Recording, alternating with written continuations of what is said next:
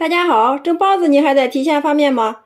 学会这样做，个个都是蓬松暄软不塌陷，不破皮也不露馅，里面的馅料鲜嫩多汁，包子皮松软又劲道，省时又省力。其实方法非常简单，下面我们跟着视频看一下是怎么做的吧。首先准备2个杏鲍菇，洗干净之后，我们都给它切成薄薄的厚片。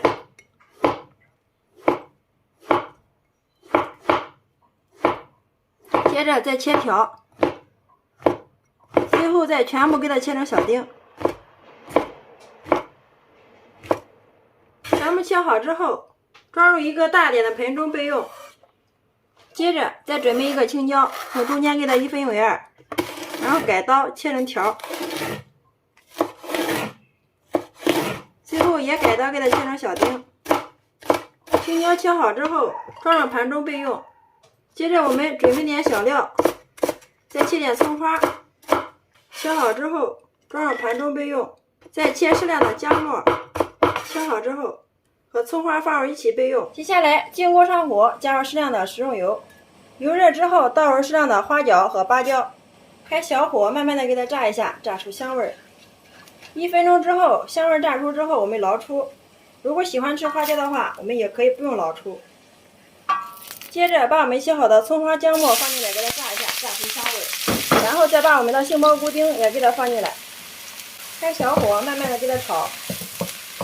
1分钟之后，往里面加入1勺豆瓣酱，加入半勺海鲜酱，继续给它翻炒，炒出酱香味。香味炒出之后，然后把我们提前切好的胡萝卜丁放进来，也给它炒一下，这样更能激发出胡萝卜的营养。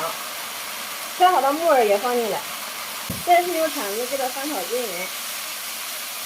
接下来我们给它调一下味，加入适量的五香粉，少许的胡椒粉，鸡精适量，适量的白糖提鲜，少许的食用盐，再加入适量的蚝油，小磨香油适量，然后我们给它快速的翻炒均匀。翻炒均匀之后，最后把切好的青椒丁给它放进来，再次给它翻炒均匀之后，我们的馅料部分就调好了，真的是太香了。好，放一旁给它冷凉备用。利用这个时间，我们准备一个小碗，往里面加入150毫升的温水，2克的酵母粉，2克的白糖促进酵母发酵，加入3克的无铝泡打粉，全部加进来之后，然后用筷子迅速的把它搅拌均匀，搅至酵母粉和白糖融化。搅拌均匀之后，分少量多次的倒在300克的面粉里面，边倒边用筷子搅拌，把它们搅成絮状。搅成絮状之后，接着我们洗干净小手，下手给它揉成面团。最后我们给它揉成一个稍微偏硬的面团。好了，像这样就可以了，不用醒面，直接给它取出来，放在案板上面，继续给它揉，一直给它揉匀揉光。揉的时间越长，蒸出来的包子吃起来口感越香甜，越劲道，越有麦香味。面团揉好之后，我们直接给它搓成长条，再用刀给它切成大小均匀的剂子，取一个剂子出来，放到案板上面，依次全部都给它揉成圆形，像这样就可以了。所有的剂子全部搓好之后，这会儿我们调好的馅料也已经冷凉了，再往里面加入适量的粉条，给它切碎，用勺子继续给它搅拌均匀。接下来案板上撒少许的干面粉，把第一个整理好的剂子取出来，放到案板上面，用手轻轻的给它压扁，给它擀成一个边缘薄中间厚的包子皮，然后放上一份我们调好的馅料，捏着一头慢慢的往里面收口，边走边往上提拉。